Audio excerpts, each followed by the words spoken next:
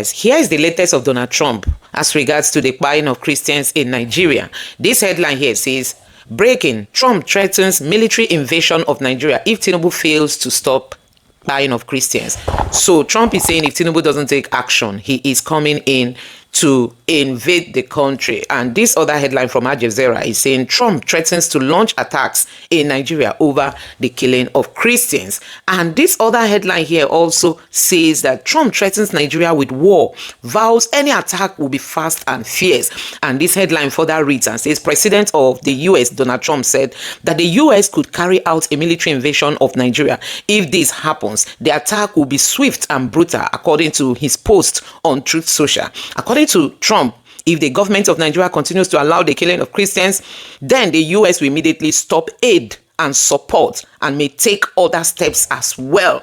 If the Nigerian government continues to allow the killing of Christians, the USA will immediately stop all aid and assistance to Nigeria and may very well go into the now disgraced country to completely wipe out the Islamic terrorists who are committing these horrible atrocities. This is what Donald Trump is saying, that if the Tinubu's government refuses to take action, that he himself is coming in, he wants to wipe out these bad guys. This is coming at the time when the Tinubu's government is now begging Trump to assist Nigeria in ending the menace. Initially, they said there was no genocide, but now the Tinubu's government is admitting and is saying that they want Trump to come and help them.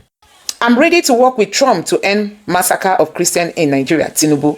Now, they are openly saying, yes, Christians are being killed. Shebi, they denied it before. Ren Omokri has been going around sharing propaganda. There's nothing like that.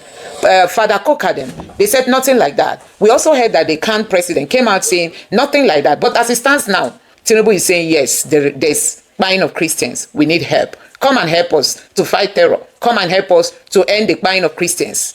So guys, I'm just going to allow you to take a look at this video. You know that before now, under the Jonathan presidency, Tinubu is one of those people that criticized Jonathan, saying Christians were being killed. This photo you are seeing now was the moment APC was trying to come into power. See when they went to meet Obama, and people are saying that Obama is the one that brought in all these terror guys. Don't forget that we were told that this same APC boasted and said they imported these bad guys into Nigeria just to win election. Now they've opened the door. They are not buying Christians, and they came out to deny it. But US took that bold step. Now Tinubu is begging the US and saying, please, we are ready to end it. Come and help us and give us weapon. Like this headline here say how we brought in Fulani militia from Mali, Sierra Leone, Senegal, other places to win 2015 election. These are APC people making open confession. So guys, you can see that they can no longer hide. And now Tinubu is saying, help us to end the menace of Boko Haram and also to end the kind of Christian, Fulani militia, them to stop the activities. So guys, this person reacted and said, he has finally agreed that there is genocide in Nigeria. You don't need to work with Trump now. All you need is to do is end it with the arsenal you have. All you need to do is end it with the arsenal you have. Tinubu should make use of the military he has, the Air Force, all the equipment they've bought before now, you know, to end this crime. This person also said he is finally agreeing that there is Christian massacre in Nigeria. Thought his government and supporters said nothing like that. What happened? So Tinubu making a U-turn. I'm just going to allow you to take a look at this message that these terror guys have released again to the Christian community in Plateau State, telling them that we are coming. Now take a look. Married entirely. This is what the Fulani are saying. They say November they should prepare, and December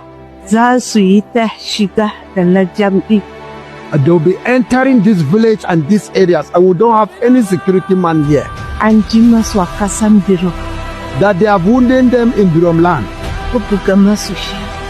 They have killed their cows. In Mango again, this is what the Fulani terrorists were telling her. This is a message. Look at somebody that already he has done worse to us, and they are the ones saying we have done worse to them. Marish. That people of Marish, they kill their people. They will not leave it. Juma, adult. Timothy Ezekiel Danjuma, child. Lydia, child. Obadiah, child. And somebody will come out and say there was no genocide. this God that we serve, under this Muslim ticket, any Christian that will vote Muslim ticket, may God forgive him. May God show him mercy. He has received his number 66. I cancel my faith to Muslim ticket. Nigeria is for all of us. Nigeria is for both Muslim and Christian. Nigeria have been working on Muslim and Christian, Christian and Muslim. Why now? That is marginalization. That is genocide. In the world of the politics, the Islamic people have genocide us by killing the Christian, becoming a second man in Asoro. And the so-called Christian don't know what is happening. And those kind that came out and said there's not the grave, the death of these people is screaming in heaven. 501 people are here. 501. They are right inside it. 501. Please, and then the Senate are coming. Show them this. My Senate are coming to meet their colleagues. Senate, just cross, take this and present it to them. Is it not genocide? 501 people. And they were able to stand for Hamas and say Israel is committing genocide. What real genocide is in us? Look at the names that are here. There. They are right here in the grave. Dogo Nahawa. By the power of Jesus, we are coming back for real documentary. And we have done it, and we continue to show the world. Since Remo Amokri has invited to fact banding, do you bring the American people to this place for fact finding? Did you bring them to this genocide ground? Remo Amokri, why didn't you bring them to Plateau to come and see this place? Are they not people? All are Christians. And you come out and tell me that there's also genocide. That even Muslims have been to shower down, to wash down, that Christians have been killed. Muslims are also killed. By who? Is it we Christians that were killing the Muslims? No! That's not our portion in faith. We love the Muslim. We care for them. And we are ever ready to help them. But yet, they are bent to grab our lands. They are bent to take over our villages. They are bent to take over the state of Plateau State, Benue. They are bent to take over. They have taken over Nasarawa State. And they are bent to take this place. We will fight to finish it. We will defend our land to death. As Adesina said, why shall he want us to lose our life and land? It's better for us to lose our land so that we should remain. Adesina, you have never come across. The power of the cross will crush you. During Buhari, you were defending Islam. No problem. We will maintain our land. They removed Christopher because he was trying to bring justice. And the justice was crushing the terrorists, the people insurgent that were brought from outside the nation. And they start shouting, oh, they are killing Muslims. Anyakashe Muslimi, anyakashe Muslim. Wallahi boy, Tinubu, Kachire, Christopher Zegamada, Demu. You thought we don't know? They cripple him. He want to act. They will say it's a genocide. Ribado is there as the advisor. Very wicked advisor. An evil advisor. He could not give advice to protect our land. But he's displaying religion agenda. God will fight for us when the time has come. And all Christians are I urge you all over the world. If you don't pray for Christians in Nigeria, be ready to face the judgment. This is what is happening. We are all living under fear caused by some people.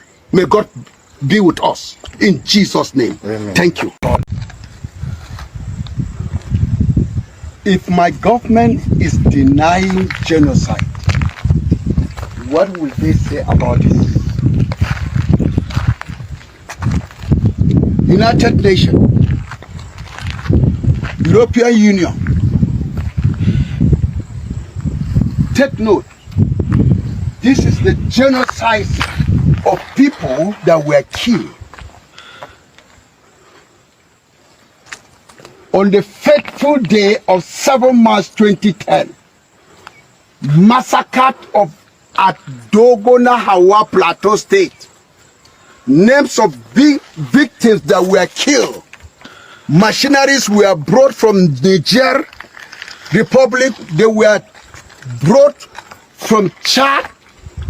They were brought from Burkina Faso, Senegal. They were hired into the nation. They mix up with those from Maiduguri. That's a Muslim state. Also from Gombe, Muslim state. In fact, they trooped into this place, Bauchi. This is the route that they took. By about midnight, they invaded this village. We are living peacefully in this Dogona Hawa. These are the victims of massacre.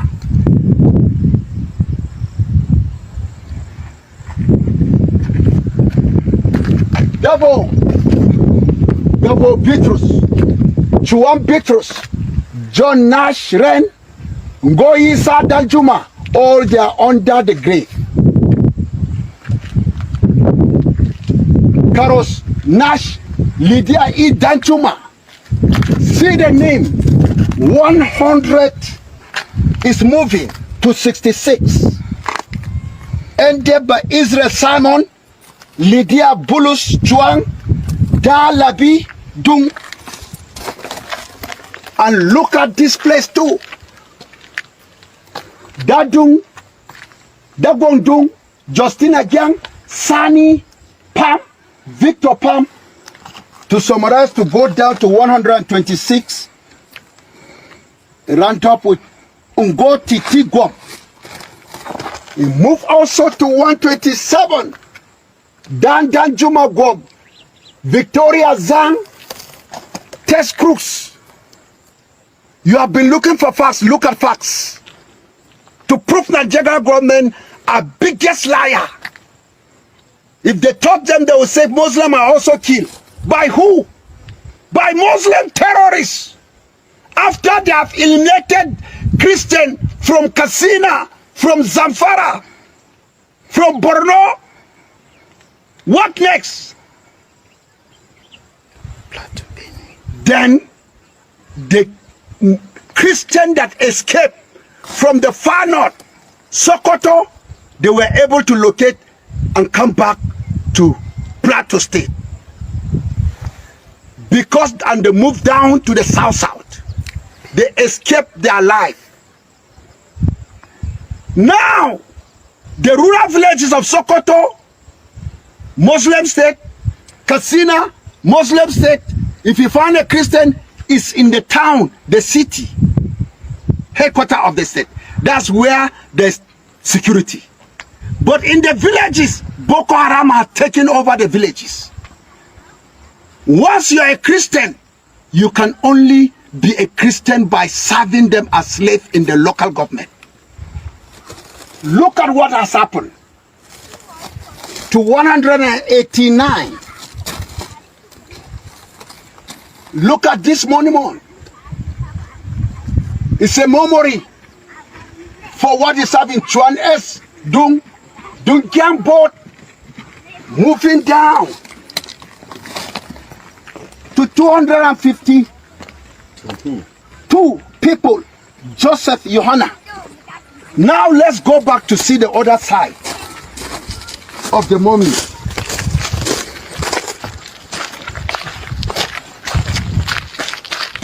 It continues from 250.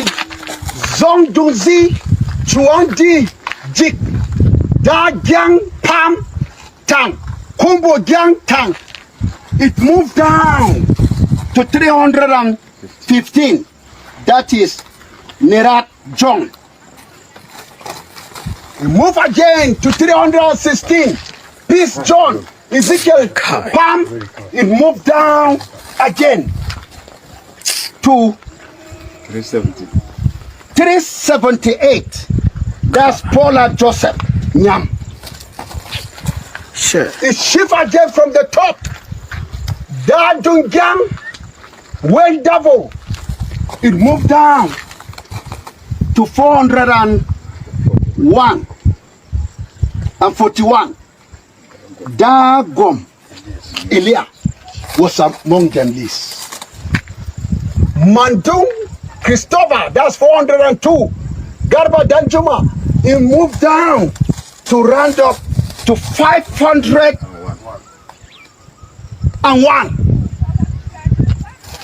Apart from this list that are here, there are many. Only vultures that were dragged into those rocks. Women were dragged for raping that day. Come and see what happened. Look at the monument.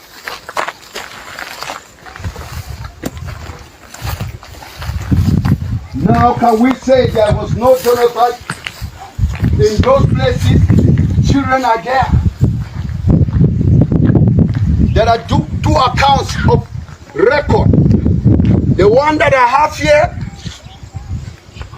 the one that I have here, you can see their lists and their ranks in wherever they are.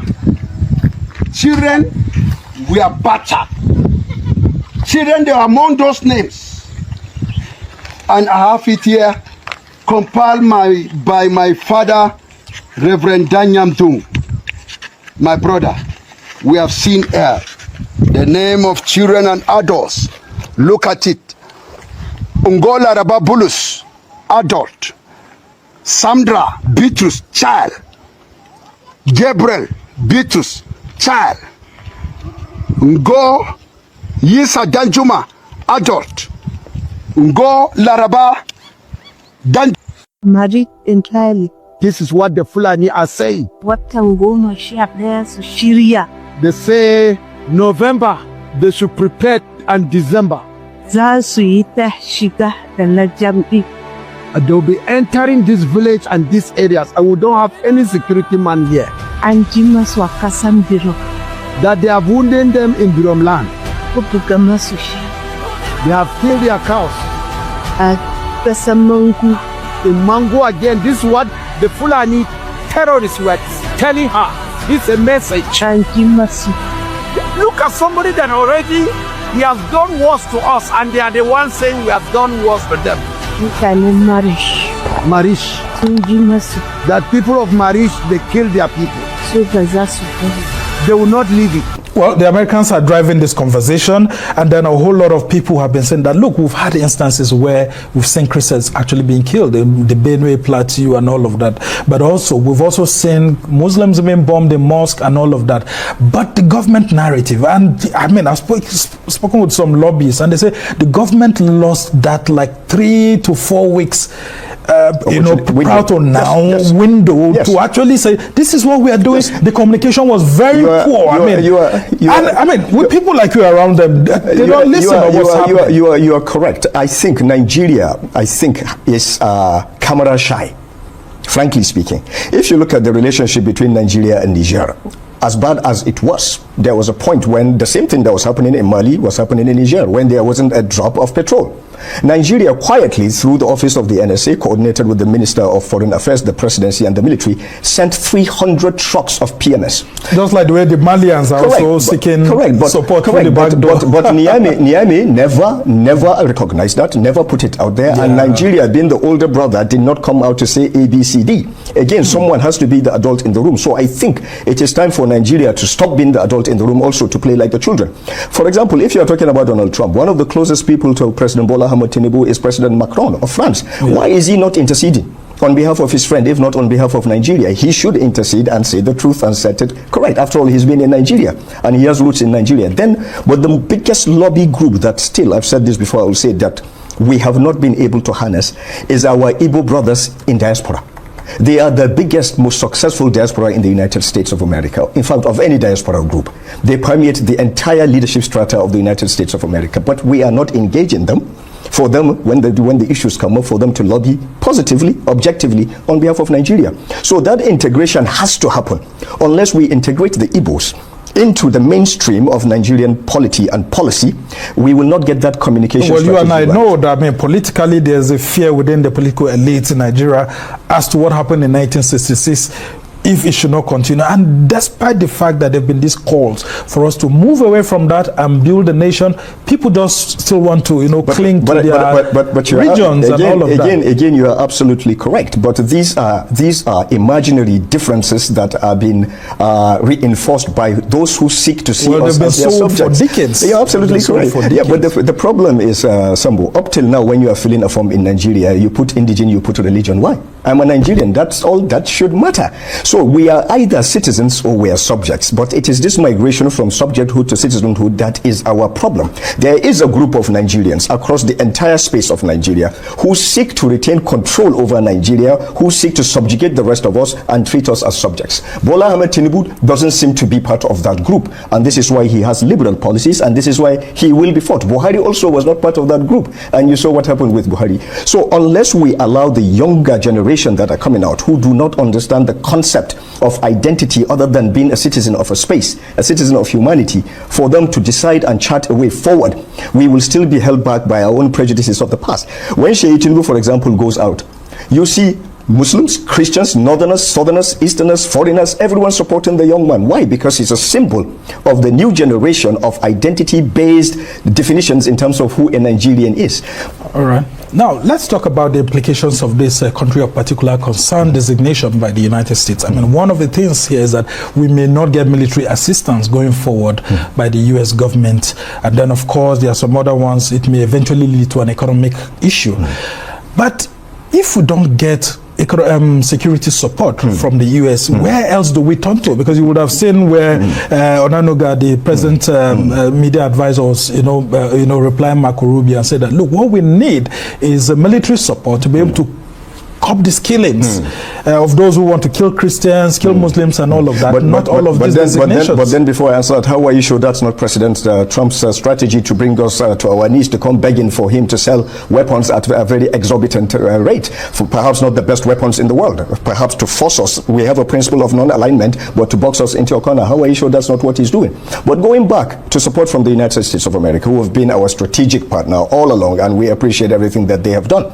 But there's a lot that they have not done. You remember the procurement of the Super Tucanos. You remember the procurements of arms and ammunition, the Leahy Law, and there was a time a serving CDI was denied visa officially to go to the United States. There was a time a CDS was also denied visa to go to the United States. Nigeria maintains a principle of non-alignment. We have friends everywhere. Nigeria is surrounded by francophone countries. What do they expect us to do? When we started fighting Boko Haram, weapons were not sold to us.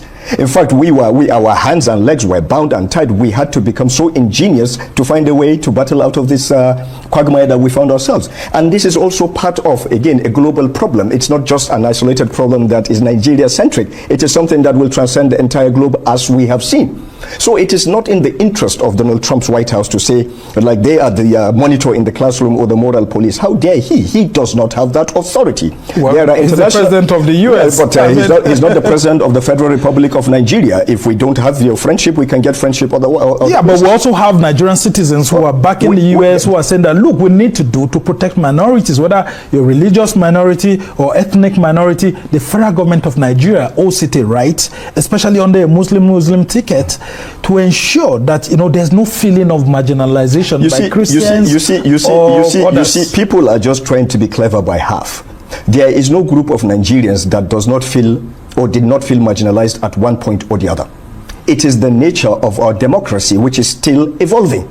When you are a president in Nigeria, first you are seen as a tribal leader. First, even the outlook of how you wear, what you appoint, etc. This is the basis of our fragile yet strong union. So we need to discuss on basis of rational understanding, not quota system. Let the best from within us aspire to lead us, and let them lead us regardless of who they are. Not that the worst of us should lead us only because it is their turn or there is some gentleman agreement or whatever. So first we need to define that basis of identity. After all, what is Trump doing? Is he not coming down on minorities?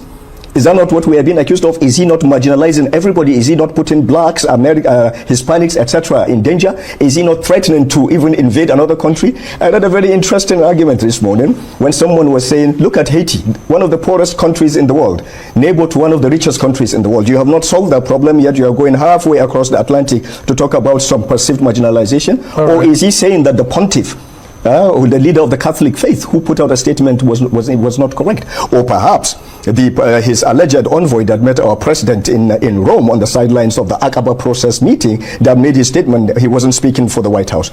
So President Trump, with due respect, has enough on his plate. The tariffs that he has put, the upheavals, he did not win the Nobel Peace Prize. If he's able to solve the problems in the world, Nigeria would be the first to recommend him, but I think he needs to, with due respect, back off and allow us to solve our problems. All right, as we try to conclude this conversation, let's talk about Nigeria's response, and then, of course, the charge to the new service chiefs. I mean, you would have seen with all the divisions that we're having now, allegations of coup or no coup and all of that, military discipline.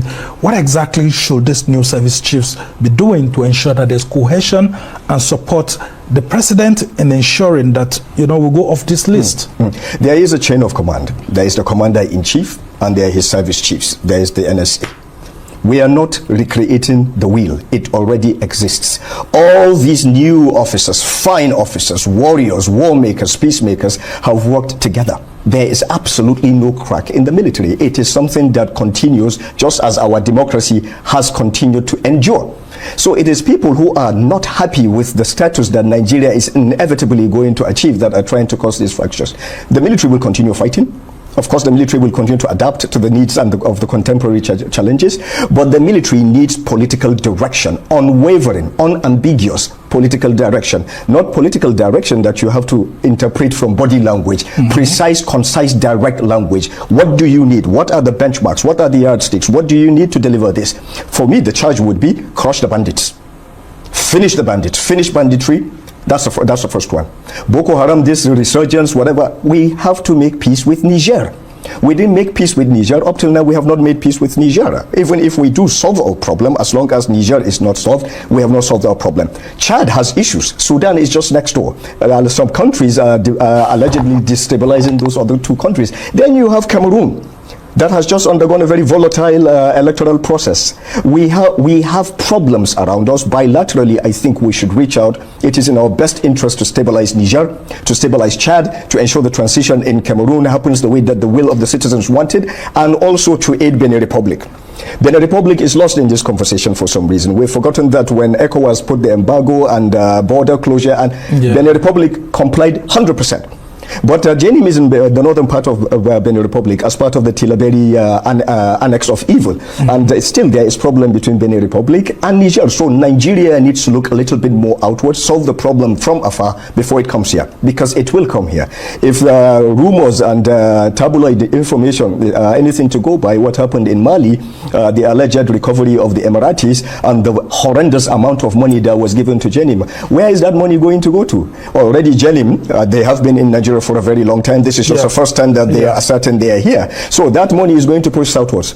So Nigeria needs to play that game very well. And this is why we've always suggested to the president, to the foreign minister perhaps, that there's a need to have a special envoy to the AES and the Sahel. There needs to be a special envoy to Sudan. Babagana Kingibe was Babagana Kingibe was ECOWAS envoy to Chad on transition. All right. We have one ambassador in the entire Sahelian space, former CDI AVM Usman in Niger, but we need also to stabilize Sudan.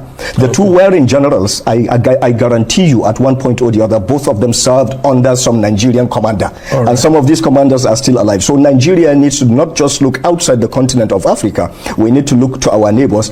If we don't stabilize the Sahel, no matter the level of prosperity and security in Nigeria, we'll still be vulnerable. All right, just before I let you go very quickly, what do you have for these communities that continue to get into agreements with bandits and all this there can be no agreement without red lines. There can be no agreement without traditional restorative or punitive justice. There cannot be any agreement that is not sanctioned by the federal government. There has to be a framework. There has to be something that is sustainable.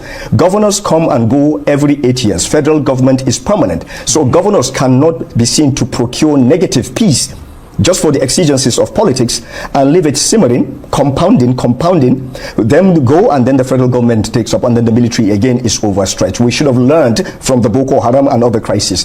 So no dialogue unless there is a framework that federal government ratifies, defines, and assents to. Otherwise, if the states are leading it, then I think we're going to have more problems. Means that they have been, taking silent stock of what is going on in Nigeria. And genocide is one of those international crimes that no civilized world will want to hear. It doesn't matter whether it's against Christians, it doesn't matter whether it's against a simple tribe or a people, or a peoples, as we say in international law. It doesn't really matter. So I think the smart thing that Nigeria needs to do is that if you have taken a look at this allegation, because it's been there over time, there's so much complaints about how Christians are being treated in Nigeria. One of the biggest pointers, one of the biggest black points is that the government is not doing anything about it. So churches are destroyed, people, communities are sacked, and we hear the rumor that there are predominantly Christian communities, particularly in the Plateau State area, on that middle belt, middle belt. Not central. Yes, nothing happens. Communities are sacked, and it feels like nothing happened. Thousands of people are buried. Nobody cares. Not even government officials go to say, "Oh, this is bad," and the much they do is just condemn it on TV, and the same thing happens the next day, and it goes on like business as usual. So I think this government should particularly exonerate itself from this complaint. That's the smartest way. But has the Nigerian government done a good job of it when it pushes back and says, look, this is not, don't give this a religious slant, that every Nigerian, whatever the religious hue is, has been a victim at the receiving end of the violence, terrorism and all of that in Nigeria. Have they done a good job of it? And how more complicated is it that we don't even have ambassadors that they are interfacing with to actually paint the correct picture of what's going on in Nigeria? Yeah, so let me start from the last point. Yes. Having ambassadors to pick, the countries don't get data from all these official quotas we may think. They have embassies around the world are like extensions of their countries there, so they have ways and means of getting data. And then it's not about Christianity, it's just that it's a population, because when you talk about genocide, you are talking about a selection of people you can put in a box in and one identity. And eliminate them. Yeah, so it doesn't matter. No, what I mean is that in terms of identification. Yes. So it could be a tribe. It could be, it may just be even a cult group, or even a splitter group.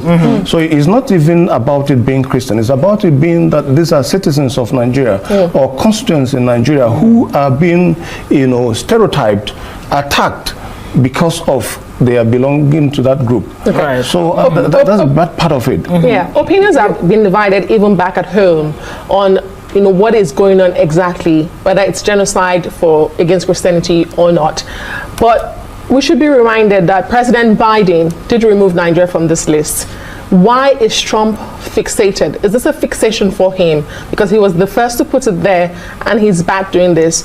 And just about 2 weeks ago, his special advisor on Arab and Africa Masad Bolos, did say there is no Christian genocide in Nigeria. He said everyone has been a victim, like Ngozi highlighted. But here we hear from Trump almost 2 weeks after saying this is Christian genocide. Yeah, so the president holds it. So what changed? Is it Nigeria that changed between Trump and Biden and his special advisor, or is this local politics for Trump? No. This is not local politics. This is data speaking. This is data speaking, you know, and then again, this is Trump's attitude. He has been all over the world trying to make sure that minorities are protected. You can see what he did in the Middle East in the case of Palestine. Nobody saw that coming, but he was able to broker peace to make sure that the Palestinians are safeguarded and there's a little bit of peace in that region. This has been his attitude.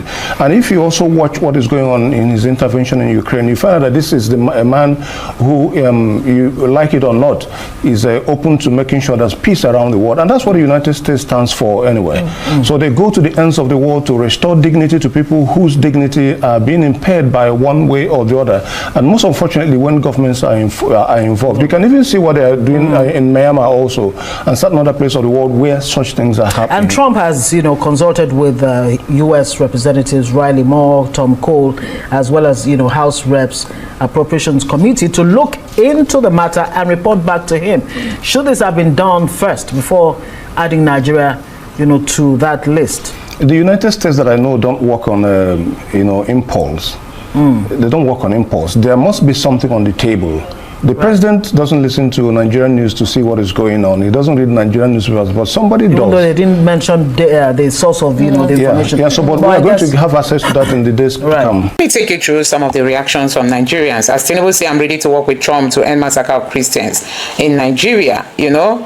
And it says, let me take you through some of the reactions. This person saying, what a joke. You are now ready to work with Trump after coming out to say there was no Christian massacre in Nigeria. Official bad. You are a failure. You created a problem in Nigeria. It's because of you Nigerians are suffering. Everything about you is a failure. That's what this person is saying. And another person here, first, resign and hand over power to the right person. Peter Obi and that's amen. But before then, by Sharia law, execute all present terrorists and their sponsors, then go to jail for drug-related offenses. And this person, Tinubu, has agreed with Nigerians that there is a genocide of Christians going on in Nigeria by this reply. If there is no genocide of Christians in Nigeria, why will you agree to work with Trump to end it? And this person said, he lacks the will to work with anyone to remedy genocide. Watch this video below where he queried where are the cows, making mockery of fact Fulani militias are buying people. You see, Tinubu just lack the willpower. It's not as if he doesn't know what is happening. This person say to be retained as neo-colonist chosen ruler of Nigeria. The leaders of both Fulanis and the Yoruba ethnicity have been committing genocide in Nigeria. No, we won't push it to them. This is the responsibility of the government to fight all this. So let's not even bring anything. This person say APC online supporters. APC online supporters have all gone silent. There is war against Christians. Defend your faith. This person say we should come in unison to protect our brethren against the genocide. This person, meanwhile, Tinubu is ready to work with Trump.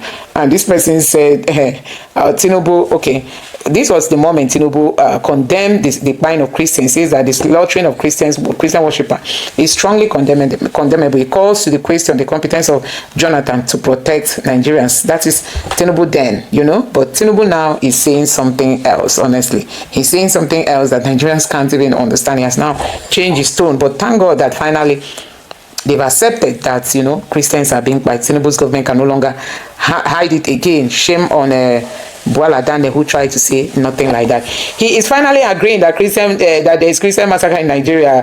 Thought his government and supporters said nothing like that. What happened? This person say coward Agbado is bending and shaking. He's not sincere. Donald Trump, don't believe this. They say Donald Trump shouldn't believe Tinubu. This person say he has finally agreed that there's genocide in Nigeria. You don't need to work with Trump now. All you need to do is end it with the arsenal you have.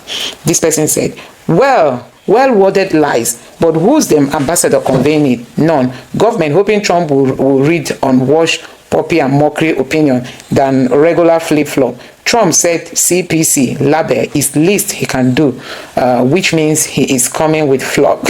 to flog that government with extractive, punitive later. I am not your fan, but if you can tackle this mess of insecurity, buying, kidnapping, send these bandits terrorizing Nigerians to hell,